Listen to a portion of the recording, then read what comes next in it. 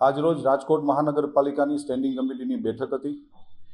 આ બેઠકની અંદર કુલ 57 દરખાસ્તો રાજકોટના 18 વોર્ડના વિકાસ કામોની કુલ 57 દરખાસ્તો હતી। કુલ 57 દરખાસ્તોમાંથી એક દરખાસ્તને પેન્ડિંગ રાખવામાં આવેલ છે, બાકીની તમામ દરખાસ્તોને મંજૂર કરવામાં આવેલ છે। ખાસ કરીને 238 કરોડ 49 લાખ જેવી માતબર રકમના ખર્ચે રાજકોટના 18 વોર્ડના તમામ ડિપાર્ટમેન્ટોનો આજે દરખાસ્ત મંજૂર કરવામાં આવેલ છે, જેની અંદર નવા રોડ રસ્તાના રીકાર્પેટના કામો છે, સોલિડ વેસ્ટ મેનેજમેન્ટના કામો છે, નવા આરોગ્ય કેન્દ્ર, નવા પાર્ટી પ્લોટ બનાવવાના, પછી રોશનીની દરખાસ્ત, તમામ વિભાગોને આવરી લેતી આજની રાજકોટ મહાનગરપાલિકાની સ્ટેન્ડિંગ કમિટીની બેઠક હતી। આ બેઠકની અંદર ભારતીય જનતા પાર્ટીના સર્વે કોર્પોરેટરોની સંમતિથી કુલ 57 દરખાસ્તમાંથી 56 દરખાસ્તને અમે લોકો આજે મંજૂરી આપી છે અને એક દરખાસ્તને વધુ અભ્યાસ અર્થે પેન્ડિંગ રાખવામાં આવી છે। સર્વેશ્વર ચોકમાં જે બોક્સ કલવર્ટ વોકડો જે આપણે બનાવી રહ્યા છીએ એમાં ખર્ચ વધારા માટેની દરખાસ્ત હતી, જે વધુ અભ્યાસ અર્થે અમે લોકો આજ પેન્ડિંગ રાખી છે।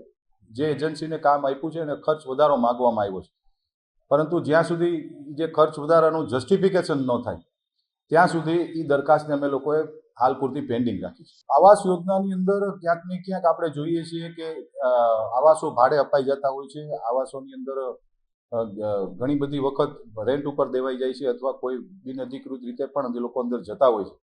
એના માટે રાજકોટ મહાનગરપાલિકાએ આજે એક સ્ટ્રોંગ પોલિસી બનાવી છે કે પ્રથમ વખત કોઈ પણ વ્યક્તિનું જે આવાસ, કારણ કે ભારતીય જનતા પાર્ટીની માનનીય નરેન્દ્રભાઈ મોદી સાહેબની કેન્દ્રની સરકાર હોય કે રાજ્યમાં ભારતીય જનતા પાર્ટીની સરકાર માનનીય ભૂપેન્દ્રભાઈ પટેલ સાહેબની સરકાર હોય, જરૂરિયાતમંદ ગરીબ પરિવારો માટે એકદમ નજીવા દરે આવાસ યોજનાઓ, જે પ્રાઇવેટ ફ્લેટ બને છે એ પ્રકારના આધુનિક આવાસ યોજનાઓ અમે લોકો બનાવી રહ્યા છીએ અને ભૂતકાળમાં પણ બનાવી છે। પરંતુ ક્યાંક ને ક્યાંક એ આવાસ યોજનામાં જે વ્યક્તિને લાગે છે એ જાતા નથી અને પછી ભાડે દઈ દે છે અને સ્થાનિક લેવલે ક્યાંક ને ક્યાંક વિરોધ આવતો હતો।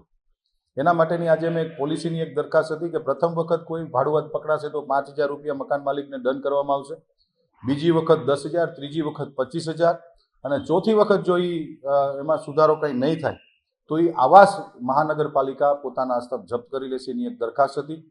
કારણ મેં જેમ કીધું એમ જરૂરિયાતમંદ ગરીબ પરિવારો માટે ખૂબ સારા ફ્લેટો અમે લોકો બનાવ્યા છે અને આવનારા દિવસોમાં પણ નવી આવાસ યોજનાઓ રાજકોટમાં બની રહી છે, તો જરૂરિયાતમંદ પરિવારો રહે એના માટેની અમારી આ મુહિમ છે। પરંતુ ક્યાંક ને ક્યાંક રેન્ટ ઉપર આપીને આવાસ યોજનાઓમાં ન્યુસન્સ ઊભું થતું હોય છે, કારણ કે લોકો સ્થાનિક લેવલે ખૂબ વિરોધ આવતો હતો, વારંવાર અહીંયા ડેલિગેશનો આવતા હતા કે ભાઈ ફલાણા ભાઈ અહીંયા ભાડે રહીએ છે અને અમને હેરાન કરે।